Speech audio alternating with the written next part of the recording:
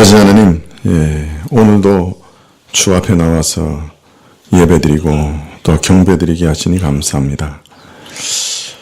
저희가 항상 하나님을 찬양하는 것은 하나님께서 참으로 긍휼이 많으시고 진정 자비가 무한하시기 때문입니다.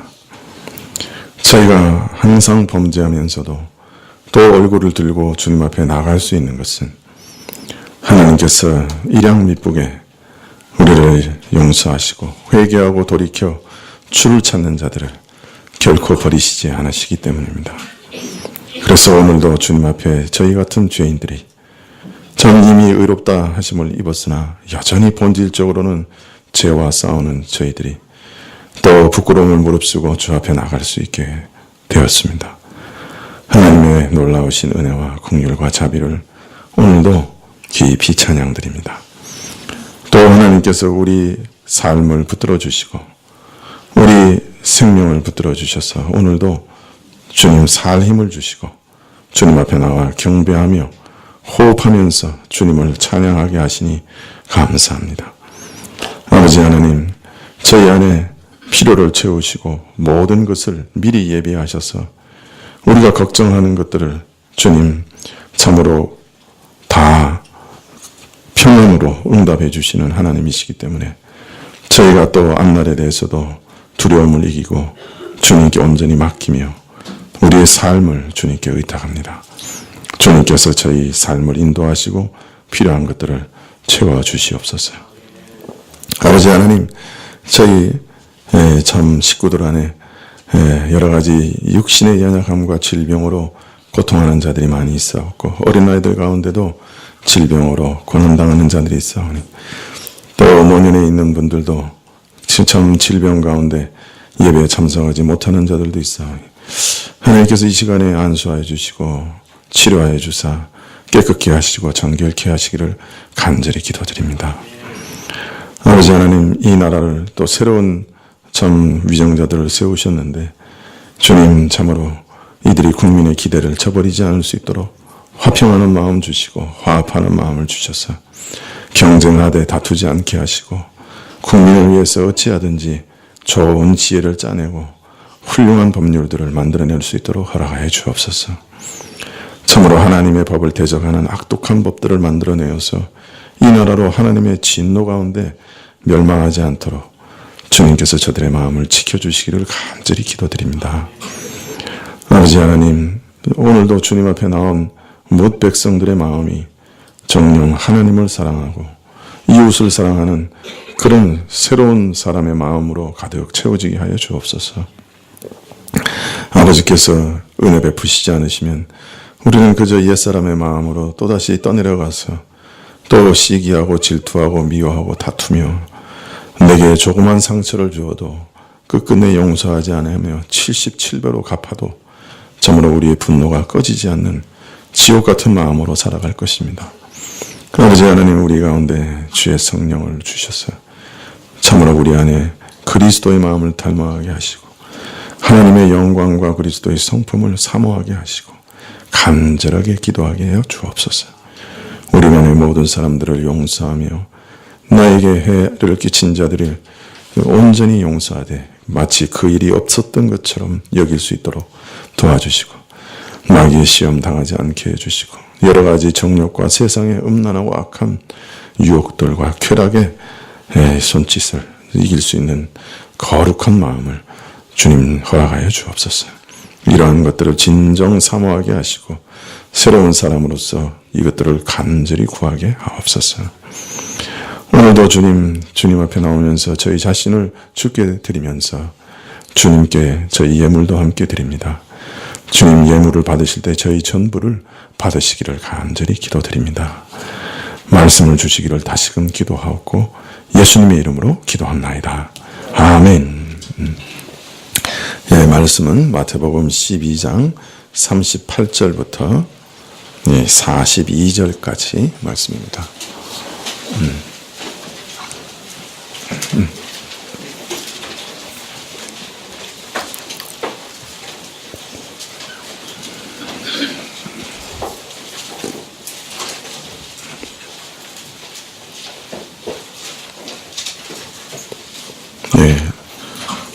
마태복음 12장 38절부터 42절까지 찾으신 줄 알고 봉독해 드리겠습니다. 그때 서기관과 바리새인 중 몇 사람이 말하되 선생님이여 우리에게 표적 보여주시기를 원하나이다. 예수께서 대답하여 가라사대 악하고 음란한 세대가 표적을 구하나 선지자 요나의 표적밖에는 보일 표적이 없느니라. 요나가 밤낮 사흘을 큰 물고기 뱃속에 있었던 것 같이 인자도 밤낮 사흘을 땅속에 있으리라. 심판 때에 니느웨 사람들이 일어나 이 세대 사람을 정죄하라니 이는 그들이 요나의 전도를 듣고 회개하였음이니와 요나보다 더 큰 이가 여기 있으며 심판 때에 남방 여왕이 일어나 이 세대 사람을 정죄하리니 이는 그가 솔로몬의 지혜로운 말을 들으려고 땅끝에서 왔으며 이니와 솔로몬보다 더 큰 이가 여기 있느니라. 아멘.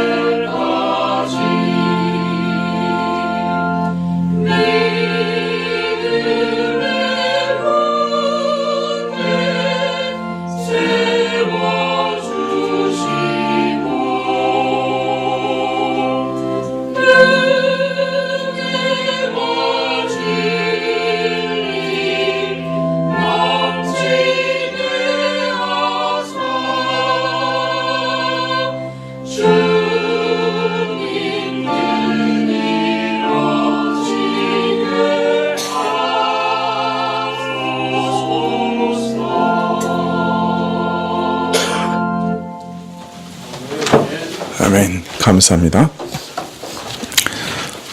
지난 시간에 예수님께서 참 놀라운 말씀을 하셨지요. 사람의 모든 죄와 회방은 사하심을 얻는다. 사람의 모든 죄와 회방이 사하심을 얻는다. 사람에게 지은 죄, 하나님께 지은 죄. 우리가 짓는 어떤 죄라도 다 용서받을 수 있다 하는 말씀이죠. 사람에 대하여 어떤 죄를 범하든지 하나님에 대하여 어떤 죄를 범하든지 심지어 하나님을 회방한 그 어떤 죄까지도 다 용서받을 수 있다. 이렇게 말씀하시니 얼마나 복되고 놀라운 말씀입니까? 자, 사람의 모든 죄와 모든 회방은 다 사하심을 받는데, 그런데 여기 단 한 가지 예외가 있다. 그렇게 말씀하셨습니다. 사함을 받지 못하는 단 한 가지 죄가 있다. 이것은 성령을 회방하는 죄다. 그렇게 말씀드렸죠. 이 성령을 회방하는 죄는 어떤 죄이기에 사람의 모든 죄와 회방이 다 사함을 받는데 이 성령을 회방하는 죄만 사함을 받지 못합니까? 그것은 우리의 모든 죄와 모든 회방을 용서하시는 예수 그리스도의 그 용서의 은혜를 우리에게 전달해 주시는 분, 우리에게 그것을 알리고 믿게 하시는 분은 오직 성령 한 분이시기 때문입니다. 그런데 그 성령님의 권고를 거부하고 모욕하면 다시는 용서받을 길이 없는 거예요. 왜요? 예수님의 용서의 은혜를 우리에게 적용하시는 길은 성령님만이 우리에게 그 용서의 은혜를 적용시켜 주시는 분인데, 만일 이 은혜를 거부하면 그 이후에는 예수님의 용서를 우리에게 알리실 수 있는 길이 없는 거예요. 그러니 이 성령을 회방하는 죄는 다시는 용서받을 길이 없는 죄가 되는 것이죠. 만일 이 은혜를 거부하면, 성령께서 우리에게 죄 용서를 깨닫게 해주시는 이 은혜를 거부하면, 그것도 성령께서 마치 손가락으로 그 은혜를 새기듯이 우리 심령에 너무나 분명히 깨닫고 알게 하시는데, 그것을 불신앙으로 배척하고 모독하면 더 이상 다른 용서의 길은 있을 수 없는 것이죠. 이것을 성령 회방죄라. 모든 죄와 회방을 용서하시는 은혜를 가져다 주시는 성령을 회방하는 이 죄는 유일한 용서의 길을 막아버리기 때문에 이 세상에서도 또 오는 세상에서도 용서가 불가능한 심각한 죄라. 그렇게 말씀을 드렸습니다. 예수님께서 지금 사람이 할 수 없는 일, 눈 멀고 벙어리 된 귀신을 쫓아내신 그 일을 귀신의 왕을 힘입어서 행한 일이라고 폄훼하는 바리새인들에게서 예수님께서는 이런 죄의 위험성을 보셨습니다.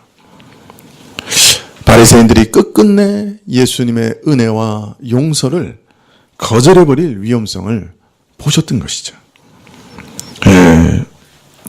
그래서 경고하기를, 지금은 내 정체가 다 드러난 것이 아니다. 내 영광과 내 신성이 다 드러난 것이 아니다.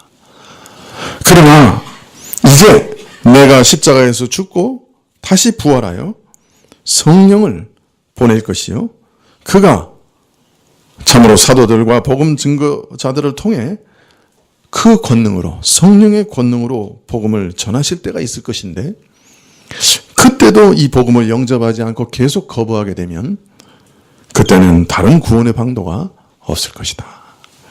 너희는 너희 죄로 인해 영원히 형벌받게 될 것이다. 이렇게 말씀하셨던 것이죠. 사실 지금도 이런 일들이 있을 수가 있습니다.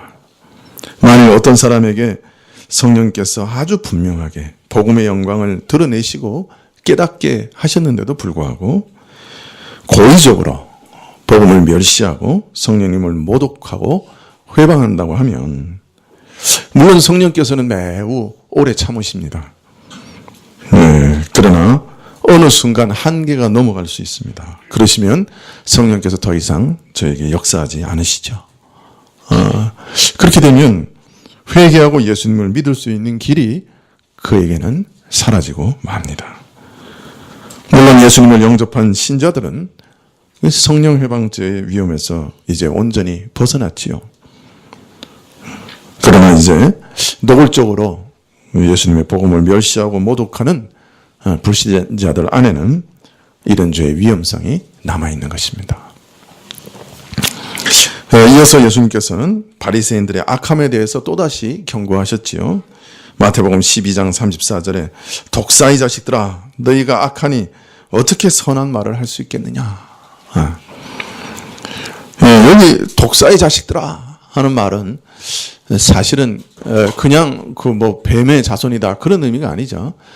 더 정확하게 말하면 옛 뱀, 그죠? 에덴 동산에서 뱀의 모양으로 사람을 꼬셔 멸망에 이르게 했던 그 마귀의 자손이다 하는 그 뜻이죠.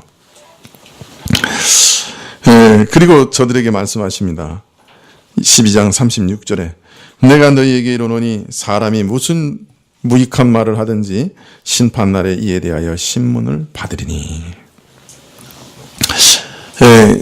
참 이 말씀을 늘 생각하면 이 말 조심해야 되겠다 늘 그렇게 생각하는데 근데 말하다 보면 이 말씀 잊어버려요. 근데 여기 보면 사람이 무슨 무익한 말을 하더라도 심판날에 그것에 대해서 신문을 받을 거다 그렇게 얘기하셔요. 너가 왜 그 말을 했는지 이유를 설명해 봐라. 너는 그 무슨 의도로 그런 얘기를 했느냐. 그거 다 하나님 앞에서 내가 변호해야 한다는 말씀입니다. 자, 너희가 말로 인해 무익한 말로 인해서도 신문을 받을 것인데 너희가 지금 하나님의 아들을 모독하고 폄훼하는 그 죄를 어떻게 하려고 하느냐. 단순히 무익한 말을 한 것도 그러니까 유익이 없는 정말로 상대방의 유익이 없는 말을 하는 것마저도 신문의 대상이 된다고 하는데 신문을 피하기가 어려운데 하나님이 보내신 메시아를 말로 모욕하고 회방하는 죄를 어떻게 하려느냐. 예수님께서 탄식하시며 경고하고 계신 것이죠. 사실 우리는 말이라고 하는 것은 아주 그냥 값싸게 생각합니다. 그리고 말이라고 하는 건 돈 드는 것도 아니고, 그죠? 그래서 우리는 뭐 아무 말이라도 하기 좋아하지요. 근데 사실 이 말이라고 하는 것은 다 책임을 지는 것이라고 성경에서는 항상 얘기하세요. 말에 대해서는 책임을 항상 지는 거다. 그래서 우리가 말은 항상 유익한 말을 해야 된다고 성경에서는 말씀합니다. 사실 말로 지은 죄만 해도 우리는 그냥 당장 지옥 밑바닥에 떨어져도 할 말이 없는 사람들이죠. 우리는 말로는 죄를 짓는 것을 그렇게 큰 심각한 죄라고 생각하지 않죠. 우리는 행위로 짓는 것만 이렇게 심각하게 생각합니다. 그러나 말로 짓는 것도 행위로 짓는 것만큼 심각합니다.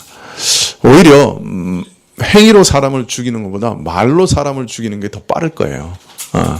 뭐 촌철살인이라는 그런 말도 있습니다만은 얼마나 그 무서운 말들이 많습니까?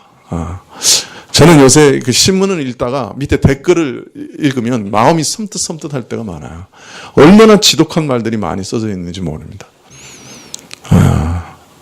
그러나 성경에 보면 모든 무익한 말에 대해서 그 이유에 대해서 설명하는 날이 온다고 얘기합니다. 그래서 말을 참 조심해야 되는데요. 저도 보면 말의 실수가 많아가지고 그냥 가슴을 치면서 후회할 때가 참 많습니다. 여러분 말을 조심해야 되죠. 특별히 부부간에 말 조심해야 됩니다. 사람은요 부부간에는 이렇게 늘 이렇게 좀 그 뭐랄까요, 이렇게 긴장을 풀고 얘기하는 그런 측면이 많습니다. 그러다 보면 그냥 이렇게 막말을 막 하게 되죠. 근데 여자분들은 그 베드로서에 보면 연약한 그릇이라 그래요. 이게 뭐라 말하냐면 깨지기 쉬운 그릇이라 말이죠. 그러니까 말 한마디에도 그 여자분들은 그냥 그릇이 왕창 깨지는 것처럼 마음이 깨집니다. 그 깨진 그릇 다시 본드로 붙인다고 잘 붙지 않습니다. 그죠? 그래 조심해야 됩니다. 뭐 여자분들도 마찬가지죠. 남자분들이 엄청 강한 것 같죠. 그냥 뭐 저 사람은 그냥 무쇠덩어리라 무슨 말을 하더라도 꿈쩍도 안 해. 그렇게 생각하지만 남자들 의외로 약합니다.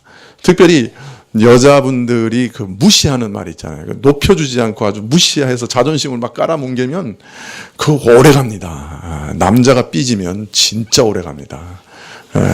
여러분한테 조심하셔야 돼요. 서로 존중히 여기시는 것이 좋습니다. 네, 그것이, 그래서 오히려 예를 갖추어서 존댓말을 하는 것도 좋아요. 부부간에. 굉장히 말이라고 하는 건 조심해야 됩니다.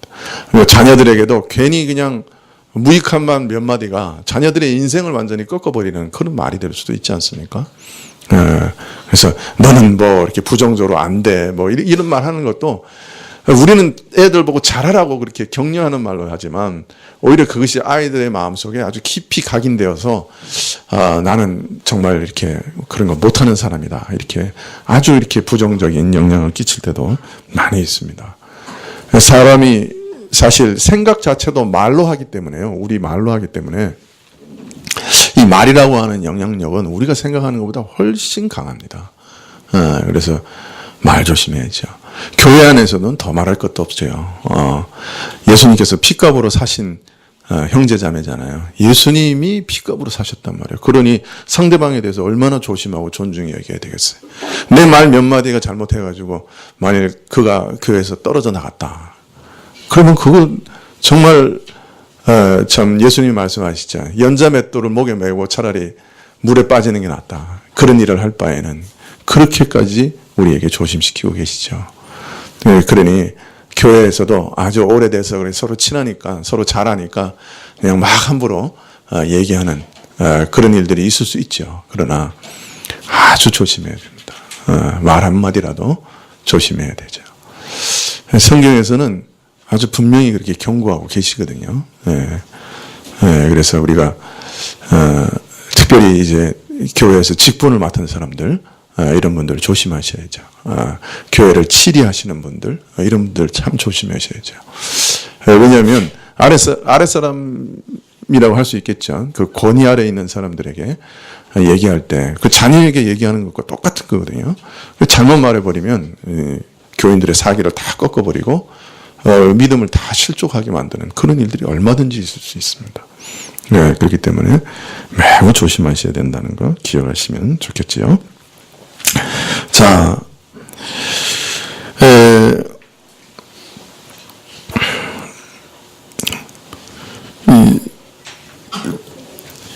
예수님께서 이렇게 경고하시자 바리새인들은 이러한 경고를 듣고 회개하고 돌이킨 게 아니었죠.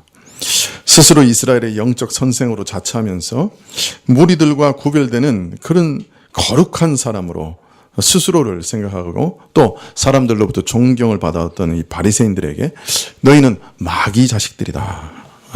너희는 스스로 생각하기를 아브라함의 자손이요 참 이스라엘이라고 생각하겠지만 사실은 너희는 뱀의 후손이다. 여전히 마귀의 지배를 받는 세상 사람들에게 세상에 속해 있는 자에 불과하다.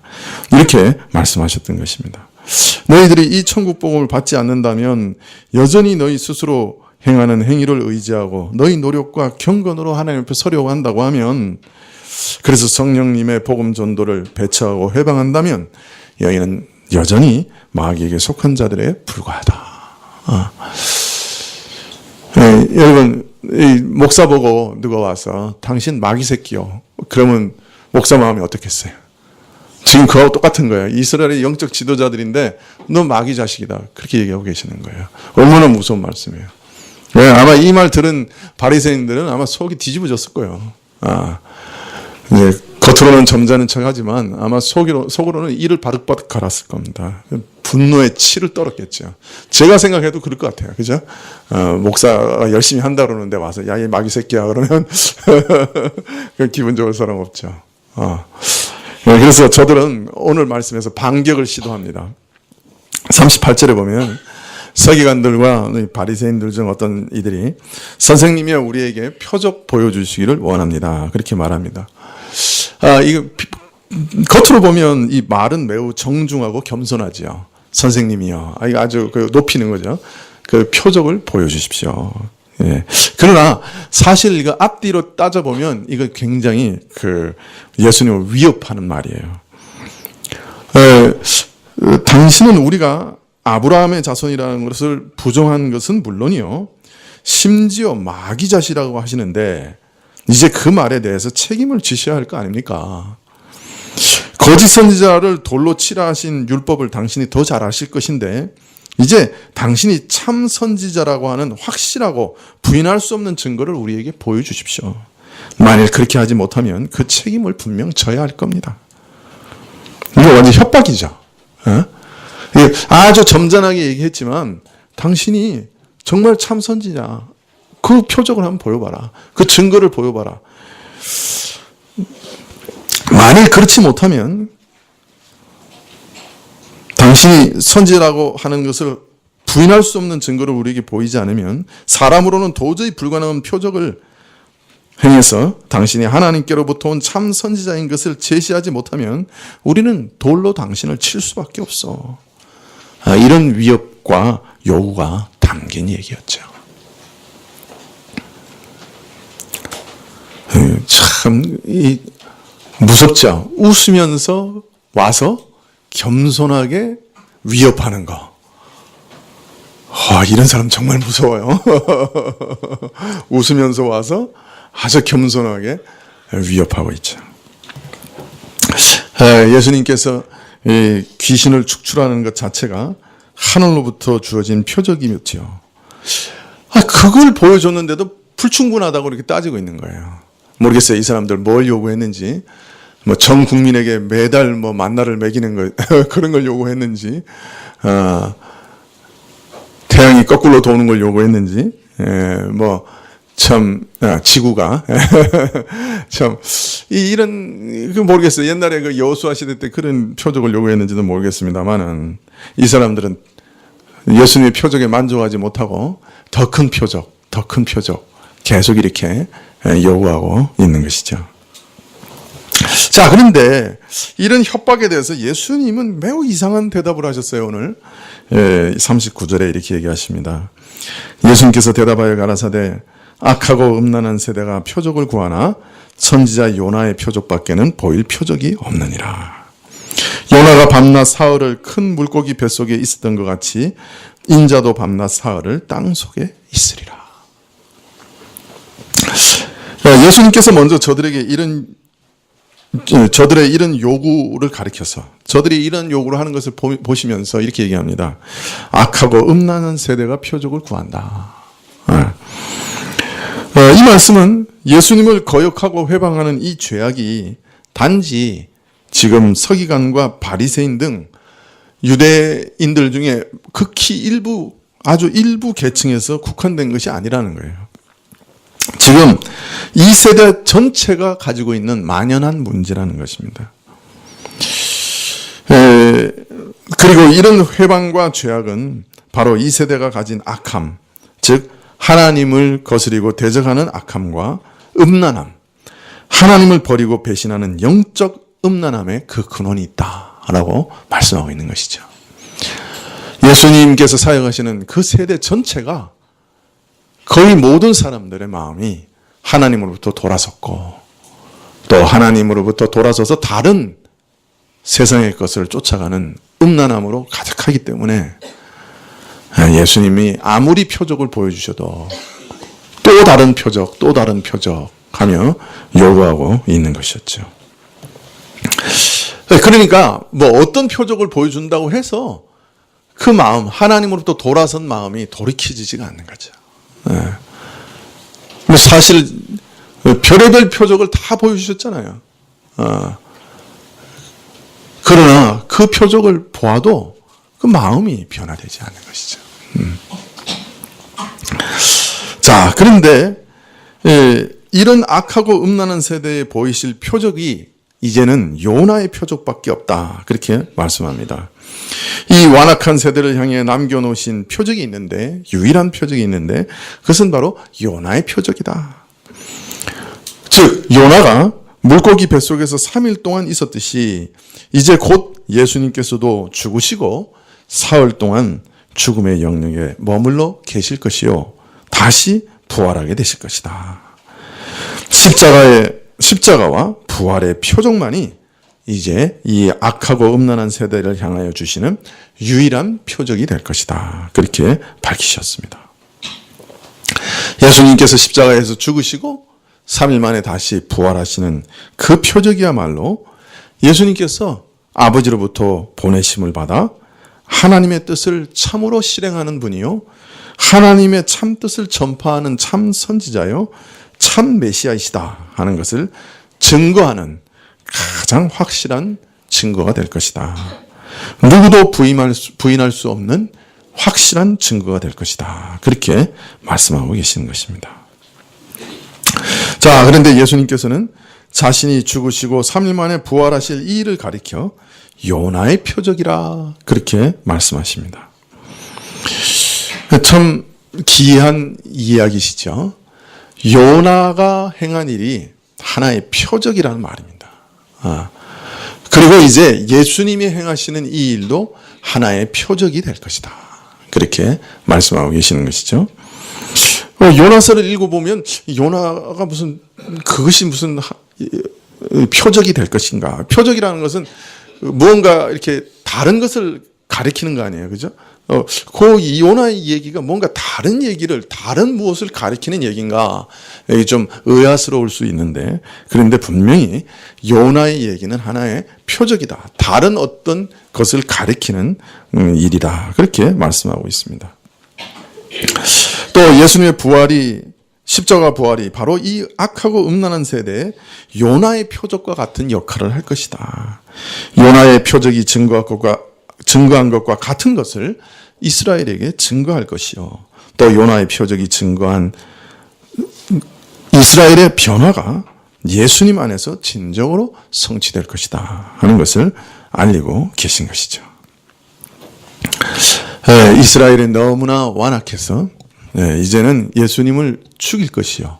그러나 예수님께서는 3일 만에 다시 부활하실 것입니다.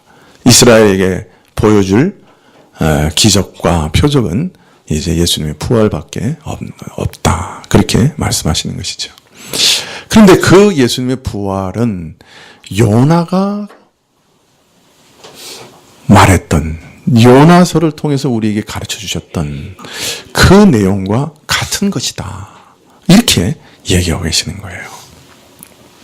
자, 그러면 요나의 표적의 의미는 도대체 무엇입니까? 여러분, 요나서를 읽어보셨죠? 요나는 북이스라엘에서 활동한 선지자입니다. 여로보암 2세 때 활동한 사람인데요. 열왕기 하 14장 23절 이하에 보면 이 여로보암 2세에 대한 얘기가 쭉 나옵니다. 이스라엘은 하나님 앞에서 우상을 계속 숭배했고 하나님께서 이러한 이스라엘을 사방의 모든 적국을 들어 치셔서 심판하셨습니다. 특별히 그 북쪽에 있는 아람, 지금의 이제 시리아라고 할 수 있는데요. 이 아람이라는 국가를 통해서 아주 타작을 하듯이 아주 작은 이스라엘을 심판하셨어요. 그래서 아람에 의해서 철저히 유린당하고 있을 때 하나님께서 이 여로보암 2세를 세우셨습니다. 예후 왕조의 왕인데요.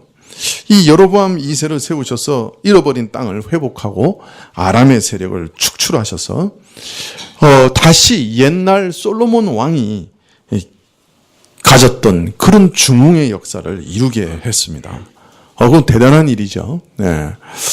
그런데 이것은 이스라엘이 하나님께 회개하고 돌아왔기 때문에 이렇게 다시 회복시켜 주신 건 아니었어요.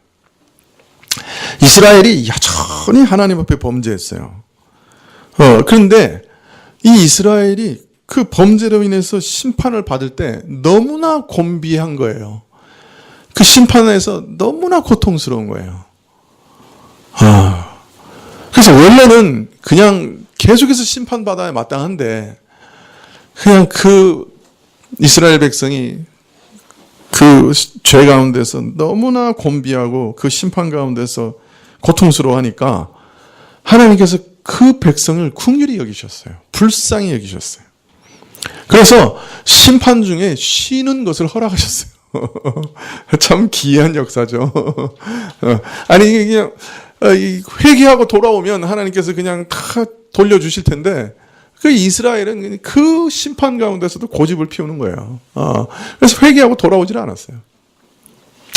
그런데도 하나님이 보시니까 너무 고통스러운 것 같아서 하나님께서 긍휼을 베푸셨다는 거예요. 그게 여로보암 2세의 역할이에요. 예. 그런데 하나님께서 바로 이런 회복을 주실 것이다 라고 예언했던 선지자가 누구냐 하면 바로 요나 선지자예요. 예. 그래서 이 12소선지서 중에 있는 요나서는 이 요나가 하나님께서 니느웨에 가서 심판의 말씀을 전하라는 명령을 요나에게 주시는 일로 요나서가 시작됩니다. 이 니느웨는 바로 그 아수르라고 하는 그 아시리아, 그 아수르라고 하는 제국의 수도죠.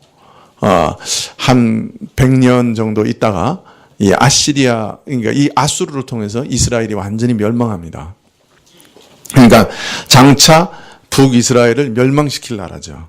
그런데 하나님께서 이상하게 니느웨에게 가서 참으로 심판을 선언하라고 이렇게 명령을 하십니다. 그런데 요나는 그 명령을 듣고 어떻게 해요? 니느웨로 가는 게 아니고 다시스로 가는 배를 타고 도망을 갑니다. 이 다시스는 아마 지금 생각하기로는 저기 스페인 지역에 있는 한 도시인 것 같아요. 아니면은 저 북아프리카. 그러니까 다른 말로 말하면 지금 이스라엘 땅에서부터 지중해를 완전히 가로질러서 저 건너편으로 도망가려고 했던 거죠. 참 선지자가 하나님의 명령을 거부하고 도망을 가요. 이런 것도 또 전무후무한 얘기예요.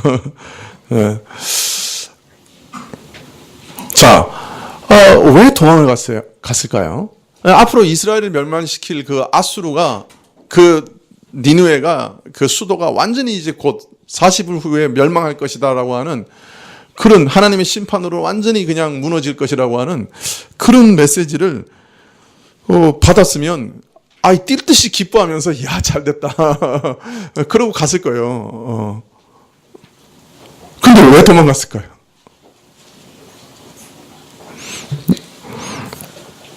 네, 그것은 자신이 니느웨에 가서 심판을 선언하면 니느웨가 회개할 것을 알았기 때문이에요. 회개하면 또 하나님께서 심판을 연기하시고 또 멸하시기를 기뻐하지 않으실 것을 알았기 때문이죠. 나중에 요나서 4장에 보면 요나가 말합니다. 제가 이럴 줄 알았습니다. 긍휼의 하나님이시니 저를 보내실 때 이렇게 될 줄 알았습니다. 라고 불평하고 있습니다. 이거 니느웨 성이 안 무너지고 있거든요. 그러니까 내가 이럴 줄 알았습니다. 그러고 하나님께 대드는 거예요. 비록 심판의 메시지를 선포하는 것이었지만 이것이 결국은 저들의 구원이 될 것을 요나는 직감했죠. 지금 겨우 안정되고 부흥되고 있는 이스라엘이 바로 이 아수르에 의해서 멸망될 것을 알고 있었기 때문에 만약 아수르가 그냥 멸망해버리면 오늘 니느웨가 완전히 멸망해버리면 혹 이스라엘이 구원을 얻을 수도 있는 것 아닙니까? 그래서 하나님의 명을 거역하고 다시스로 도망가는 것이죠. 이런 요나를 하나님께서는 강력한 폭풍을 보내셔서 붙드십니다. 폭풍 속에서 배에 탄 사람들은 짐을 버리고 뭐 어떻게든 살아보려고 애를 쓰죠. 그러나 아무 소용이 없습니다. 곧 침몰하게 될 때 이 폭풍은 예사 폭풍이 아니다. 이거는 분명히 누군가가 잘못해서 하나님께서 내리시는 일종의 심판이다. 누구 죄 때문이냐? 이제 물어봅니다. 그래서 제비를 뽑았는데 요나가 당첨이 됩니다. 요나가 이실직고를 합니다. 바로 나 때문이다. 내가 하나님께 거역하고 지금 도망가는 중이니까 나를 바다에 던져라. 그러면 폭풍이 잠잠해질 거다. 요나는 얼마나 지독한지 내가 차라리 이스라엘을 위해서 죽겠습니다. 내가 자살은 못하지만 나를 바다에 던져. 이러고 있는 거예요. 이방인들은 그러나 이제 그렇게는 할 수 없다고 그냥 별의별 짓을 다 합니다. 그냥. 그런데도 이제 더 이상 수가 없어서 결국은 참 하나님께 속죄해 주시기를, 이 죄를 사해 주시기를 기도하면서 요나를 물에 던집니다. 참 하나님을 섬기는 자가 보여주는 배역함과 참 나태함과 사뭇 대조적인 모습을 이방인들이 보여주고 있는 것이죠. 요나는 그 대기하고 있던 물고기가 요나를 삼킵니다. 어떤 사람들은 그러죠. 뭐 사람을 삼킬 만한 물고기가 도대체 어디 있느냐. 그리고 또 3일 동안 어떻게 물고기 뱃속에서 사냐. 뭐 별의별 얘기를 다 합니다. 예. 그러나 분명한 것은 요나는 그 물고기 뱃속에서 죽음을 경험합니다. 요나가 거기서 기도할 때 뭐라고 그러냐면, 내가 수월의 밑바닥까지 갔다. 무덤의 맨 밑바닥까지 내려갔다. 다른 말로 말하면 죽었다는 거예요. 그 물고기 뱃속에서 죽음을 경험합니다. 네. 그런 후에 3일 후에 물고기가 다시 토해내면서 다시 살아난 거예요. 사실은 요나는 일종의 죽음을 경험한 것입니다. 근데 이러한 요나의 표적은 도대체 뭘 의미하는 건가? 어떤 의미가 있는가? 첫째로, 이 요나의 표적은 하나님을 알지 못하는 이방 세계의 모든 문 영혼들을 하나님께서 얼마나 생각하시고 사랑하시는가 하는 것을 보여주는 표적입니다. 물고기 뱃속에서 다시 살아나는 요나는 할 수 없이 니느웨로 갑니다. 가서 회개하라고 촉구하는데요. 이 요나가 하는 일이 가관입니다. 요나서 3장 3절에 보면, 요나가 여호와의 말씀대로 일어나서 니느웨로 가니라. 니느웨는 극히 큰 성읍이므로 3일 길이라. 그러니까 3일 동안 돌아도 다 돌지 못하는 큰 성읍이라는 거죠. 그런데 요나는 요나서 3장 4절에 요나가 그 성에 들어가며 꼭 하룻길을 행하며 외쳐가로되 40일이 지나면 니느웨가 무너지리라 하였더니. 그 아수르의 역사를 보면 요나가 이렇게 외치기 한 100년 전에 대지진이 나서 니느웨가 완전히 무너진 적이 있었어요. 근데 이제 이 요나가 이렇게 외치니까 아주 심각하게 받아들였죠. 이전에 그 아픈 기억이 있었으니까. 그런데 요나는 3일 길을 다 돌아야 이 니느웨 성을 다 돌면서 그 회개를 촉구할 수 있는데, 하룻길만 딱 가가지고 정말 생색만 낸 거죠. 하나님 나 전했죠? 완전히 생색만 낸 거죠. 하룻길만 딱 전한 거예요. 그러고 난 다음에는 성 밖에 나가서 니느웨 성이 어떻게 되는가 하고 지켜봤습니다. 자, 그런데 하나님께서 방넝쿨을 준비해가지고 요나가 그 방넝쿨 그늘에 앉게 이렇게 하셨어요. 아마 방넝쿨이 엄청나게 빨리 자란 것 같아요. 그래가지고 그 큰 이파리 속에 밑에 이제 햇빛을 피할 수 있게 이렇게 탁 해주신 거죠. 요나가 그 방넝쿨을 매우 기뻐했다고 그래요. 그냥 그 햇빛을 가릴 수 있는 이제 이 우산 같은 게 딱 생겼으니까 아주 기뻐했어요. 근데 하나님이 바로 벌레를 준비하셔가지고 이튿날 새벽에 그 방넝쿨을 씹어버렸어요. 어떻게 됐겠어요? 네, 방넝쿨이 곧 시들었죠. 그리고 해가 떴어요. 하나님께서 거기 더하여 뜨거운 동풍을 준비하셨어요. 사우나 바람을 확 불어넣어 주셨어요. 해는 중천에 떠서 아주 강렬하게 자결하는데 사우나 바람이 불어옵니다. 그러니까 그 요나가 고통스러워서 스스로 죽기를 구합니다. 날 죽여주십시오. 차라리. 참 누구하고 너무 닮았죠, 이 요나. 네? 누구하고 닮았어요? 네? 우리하고 너무 닮았죠. 하나님께서 뭐 조그만 거 좋은 거 주시면 하하하 하나님 최고 이러다가 하나님께서 그거 그냥 조금만 나쁘게 하시면은 하나님 이러시게요. 하나님 지금까지 믿고 따라왔는데 어떻게 이럴 수가 있어요. 차라리 죽이세요. 이렇게 기도는 안 하지만 아마 여러분 속에 그렇게 얘기하는 사람 꽤 있을 거예요. 회개하시오. 자, 그런데 하나님은 이 요나를 또 두둑이 패지 않으세요. 참 요나에게 이렇게 얘기하십니다. 요나서 4장 9절에 하나님이 요나에게 이르시되 내가 이 방넝쿨로 인하여 성냄이 어찌 합당하냐. 여호와께서 가라사대 내가 수고도 아니하였고 배양도 아니하였고 하룻밤에 났다가 하룻밤에 망한 이 박농쿨을 내가 아꼈거든. 하물며 이 큰 성읍 니느웨는 좌우를 분별하지 못하는 자가 12만여 명이요 육축도 많이 있거든. 내가 아끼는 것이 어찌 합당치 아니하냐. 예, 이것이 하나님의 마음이셨어요. 니느웨는 그 죄로 인해서 당장 멸망하는 것이 마땅하죠. 지진이 나서 그냥 폭삭 무너져 버리는 게 마땅하죠. 그 죄로 따지면 하나님께서 저들을 아끼시고 계신 거죠.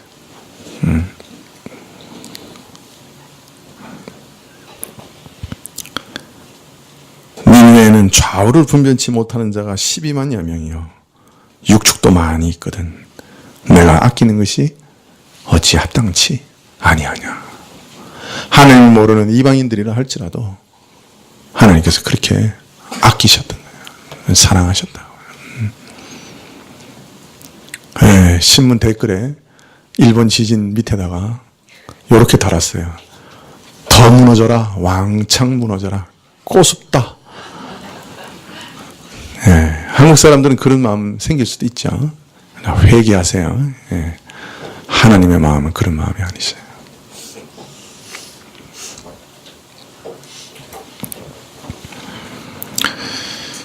네, 동시에 이 요나의 표적은 이방에 대한 하나님의 마음을 이렇게 알리시는 표적일 뿐만 아니라 앞으로 이스라엘의 역사에 관한 어떤 상징이기도 하셨습니다. 앞으로 이스라엘이 당할 일이 무엇이냐 하는 것이죠. 네, 그것을 요나를 통해서 그림처럼 보여주고 계십니다. 요나가 왜 도망갔습니까? 이방인이 회개하고 구원 얻는 것 싫어한 것이에요. 네, 하나님께서 아브라함을 통해서 이 하나님의 나라를 세우실 때 사실은 아브라함을 통해서 모든 이방 민족들이 구원을 얻을 것이다. 그렇게 약속하셨어요. 그런데 이스라엘은 자신들이 선민이라고 하면서 자신들이 선택받은 이유를 잊어버렸어요. 바로 모든 민족을 구원하시기 위해서 제사장 나라로 세우신 것을 잊어버린 거예요. 아니, 오히려 하나님의 선민의식을 왜곡해서 하나님의 축복을 자기들만 받고 이방인에게는 넘겨주고 싶지 않았어요. 요나는 바로 그런 이스라엘의 마음을 대표하는 사람이에요. 바로 그 이스라엘을 대표하는 사람이에요. 앞으로 이 이스라엘이 어떻게 되겠느냐? 바다에 빠지게 될 거다. 예. 선지서에서는 항상 이 바다는 정치적 동료를, 그러니까 정치적인 그 상황을 얘기합니다. 바다에 폭풍이 일어나는 것은 정치적인 동료가 일어나는 것이죠. 앞으로 아수르라고 하는 나라가 제국이 일어나서 전 중동 지역에 정치적인 지형이 파도 치는 것처럼 야단이 날 거예요. 정복 전쟁으로 해서 중동 전체가 동요하게 될 거예요. 이때 이스라엘이 그 바다에 빠집니다. 정치적인 폭풍 속에서 빠져 죽게 되죠. 멸망하게 됩니다. 자, 그런데 그러면 이스라엘이 완전히 멸망할 것이냐? 아니라 말이죠. 그 물고기 뱃속에서 죽었다가 다시 살아난 것처럼 이 이스라엘은 다시 이 멸망에서 살아날 것이요. 이제 이스라엘이 회개하고 이방에 나가서 복음을 전하게 될 것이다. 자, 그런데 이 일이 진정으로 성취되는 일이 언제냐? 이스라엘은 바벨론에서 포로로 잡혀갔다가 70년 만에 돌아왔는데도 이방의 빛으로 역할을 감당하지 못했어요. 여전히 고집 피우고 있었어요. 그러면 언제 이 요나의 예언이 이루어지느냐? 예수님의 죽으심과 부활 그리고 오순절 사건 이후에 예수님께서 온 땅에 이 복음을 전하라는 명령을 따라 예수님의 제자들, 새 이스라엘, 신약 교회가 이 일을 이제 드디어 감당하게 된 것이에요. 그래서 구약이 실패했던 일, 옛 이스라엘이 실패했던 일을 예수님의 십자가의 죽으심과 부활 이후에 교회가 감당하게 된 것이죠. 요나에게 나타내셨던 하나님의 뜻과 계획, 그 예언은 이제 예수님을 통해서 그리고 예수님 이후에 건설된 교회를 통해서 이루어지게 된 것입니다.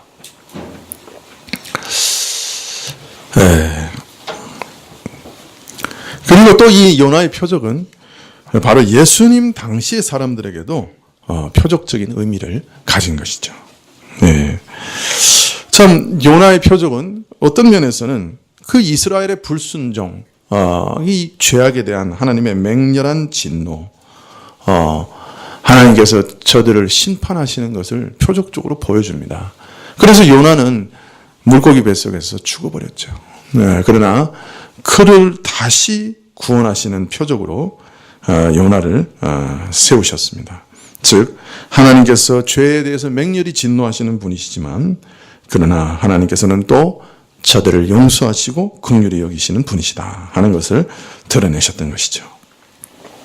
사실 십자가는 하나님의 가장 맹렬한 진노를 우리에게 보여줍니다. 나의 죄 때문에 죄 없으신 예수님을 죽이신 일 가운데서 우리는 하나님의 맹렬한 진노, 죄에 대한 진노가 얼마나 무서운지 생생하게 보게 되는 것이죠. 죄라는 것은 하나님의 아들을 죽이실 만큼 무서운 것이다 하는 것을 우리에게 보여주시는 겁니다. 동시에 예수님의 부활에서 우리는 죽음에서 다시 살아나는 부활의 소망을 보게 됩니다. 하나님의 무섭고 맹렬한 진노 가운데서 구원을 얻을 수 있는 참 소망을 발견하게 되는 것이죠. 그리고 이제는 그리스도를 믿는 가운데서 옛사람이 죽어버리고 새 사람의 권능으로, 새 사람의 새 생명으로 살아나갈 수 있는 길이 있음을 보여주는 놀라운 표적인 것이죠.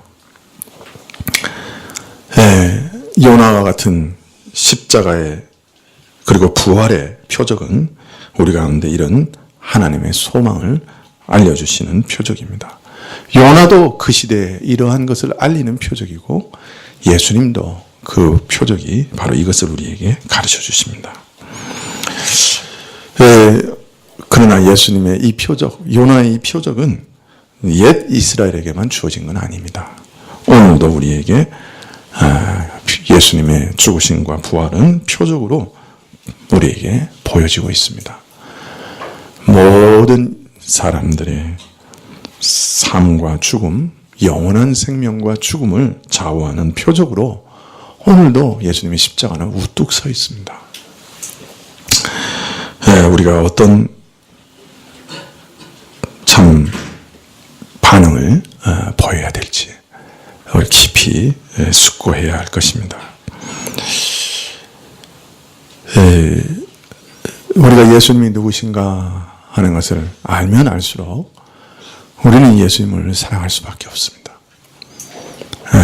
하나님의 그 마음 가장 깊은 곳에 있는 그 사람들에 대한 뜨거운 긍휼과 사랑을 우리 눈으로 볼 수 있게 표적으로 보여주신 것이 예수님의 십자가와 부활이죠.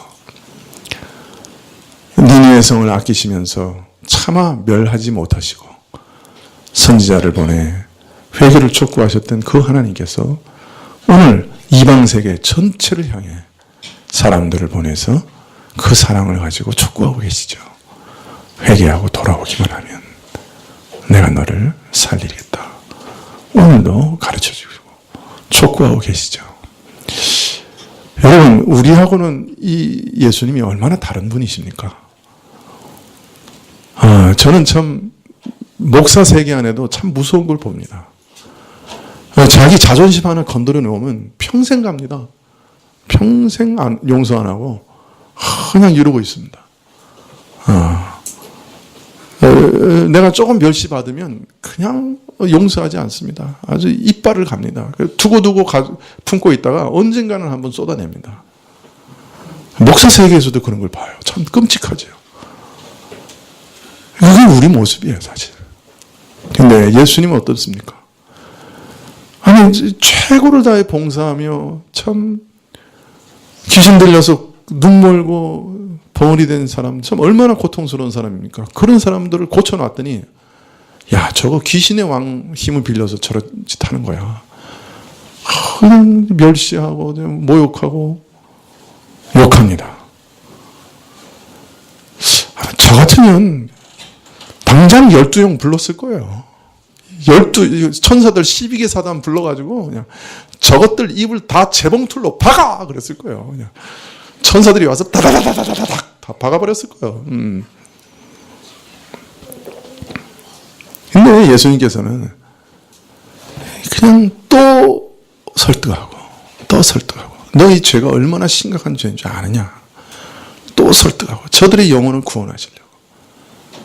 그 니느웨 성에 참 앞뒤를 분간하지 못하는 12만 명을 사랑하셨던 것보다 더 깊이 이스라엘의 이 눈먼 자들을 사랑하셨어요. 설득하고 또 설득하시는 거예요. 여러분, 우리가 이런 예수님을 믿고 따르기 때문에 우리 같은 사람도 오늘 지옥 안 가고 이렇게 서 있는 거고, 또 예배에 초청받아서 이렇게 하나님을 찬양할 수 있는 것이죠. 여러분, 예수님 한번 생각해 보세요. 예수님이 어떤 분이신가를 좀 한번 묵상해 보세요. 예수님 우리 사랑하세요. 우리가 예수님 믿는 동기가 예수님을 사랑하는 것이 아니고 예수님께서 내게 뭔가를 좋은 것을 주셨기 때문에 예수님 믿고 따르면요, 언젠가는 그 믿음이 균열이 생깁니다. 예수님은 내게 뭔가 선대하시고 좋은 걸 주셨기 때문에 예수님을 믿고 따르면 그것이 지옥의 형벌을 안 주시는 것 때문에 나도 그것이 내게 유익되는 것이고 내게 이익이 되는 것이기 때문에 주님을 따르기 시작하면 우리 믿음이 언젠가는 균열을 일으킬 수 있습니다. 왜? 내 이익에 상반되는 일들이 일어날 수 있거든요. 그러나 예수님의 인격과 그 영광에 매료돼서 예수님 그 성품에 매료돼서 예수님을 믿고 의지하고 따르는 사람은 그 어떤 일이 일어나도 예수님을 믿고 따를 수 있습니다. 제가 복음서를 계속 이렇게 강의하고 예수님이 누구신가를 끊임없이 소개하는 이유는 바로 거기 있습니다. 여러분의 믿음이 어떤 이기적인 동기, 내 이익이라는 동기 위에 세워지지 않고 예수님의 영광과 그 성품에 매료된 그 성품을 사랑하는, 그분을 사랑하는 사랑에 의해서 생긴 그런 믿음이 되면 좋겠다. 그런 믿음이 여러분 안에 견고하게 서면 좋겠다. 그 소망으로 이 일을 하는 겁니다. 여러분, 예수님이 누구신지를 계속 묵상해 보십시오. 예수님은 정녕 우리와 다른 분이십니다. 우리 본성과는 180도 다른 분입니다. 정말 사랑할 만한 분이고 정말 신뢰할 만한 분이고 정말 우리 영원한 운명을 맡길 만한 분입니다. 우리는 변덕스럽고 우리는 추악하고 우리는 날카롭고 우리는 무정하고 무자비하지만 예수님은 신실하시고 끝까지 오래 참으시고 사랑이 많으시고 자비와 긍휼이 넘치시는 하나님의 아들이십니다. 우리 자신과 예수님을 비교해 보십시오. 그리고 이 예수님을 영원히 사랑하십시오. 예수님의 영광을 위해 사십시오. 그런 믿음을 여러분 마음에 건설하십시오. 이게 바탕이 되지 않은 주님의 영광과 그의 사랑을 깨닫는 그 마음이 바탕이 된 믿음을 건설하시기를 축원합니다. 일평생 여러분 그 일에 힘쓰시기를 축원합니다. 그렇게 되면 어떤 시험과 환난이 와도 여러분 믿음 위에 서게 되실 거예요. 네, 오늘 말씀은 요나서를 자세히 강의하면서 말씀드리면 더 좋았을 것입니다. 그러나 시간이 없어서 결론 부분만 추려서 말씀드렸습니다. 마치 요나서는 읽어보면 동화 같은 얘기 같아요. 그죠? 다시스로 도망가는 선지자, 폭풍, 물고기, 참 동화 같은 얘기다. 그렇게 생각하실 수도 있습니다. 그러나 조금만 더 깊이 읽어보면 겉보기와 달리 요나서는 예수님이 행하실 모든 일을 미리 보여주는 깊은 표적적인 사건입니다. 그 내용이 매우 깊다 하는 것을 아실 수가 있을 겁니다. 기도하시겠습니다.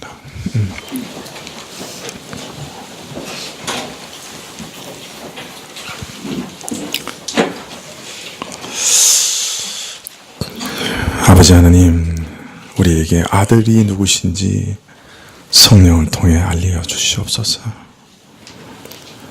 우리 안에 깨닫게 하시고 예수님에 대한 올바른 상이 우리 심령에 새겨지게 하여 주옵소서. 그래야 우리가 먼저 예수님을 사모하고 사랑하게 하여 주옵소서. 내가 이러한 예수님의 은혜와 사랑을 얻었는데 어찌 더 죄 가운데 살리요? 어찌 하나님의 영광을 더 좀먹으며 하나님의 얼굴에 맷돌질하리요? 그런 마음으로 죄를 이기게 해주십시오. 하나님이 우리에게 뭔가 좋은 걸 주셔서 그 이익 때문에 주를 따르는 것이 아니라 주님이 누구신지 알고 매료되어서 그 사랑에 감복해서 주님을 따르는 저희들이 다 되게 하여 주옵소서. 예수님의 이름으로 기도합나이다. 아멘. 네, 94장 찬송하시겠습니다.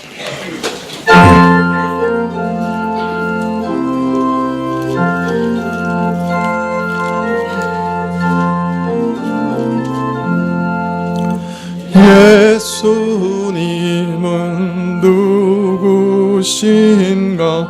우는 자의 위로와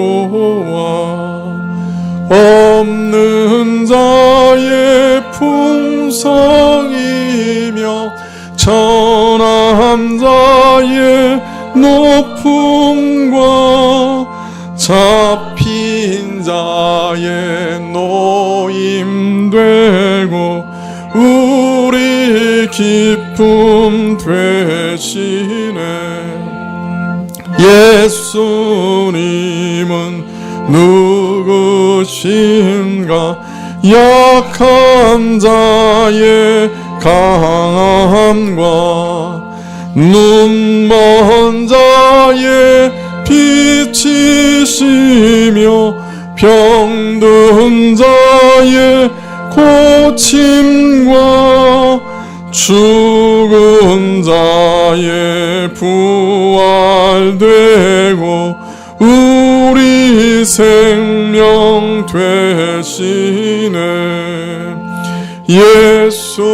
예수님은 누구신가? 추한 자의 정함과 죽을 자의 생명이며 죄인들의 중보와 멸망자의 구원되고 우리 평화 되시네. 예수님은 누구신가? 온 교회의 머리와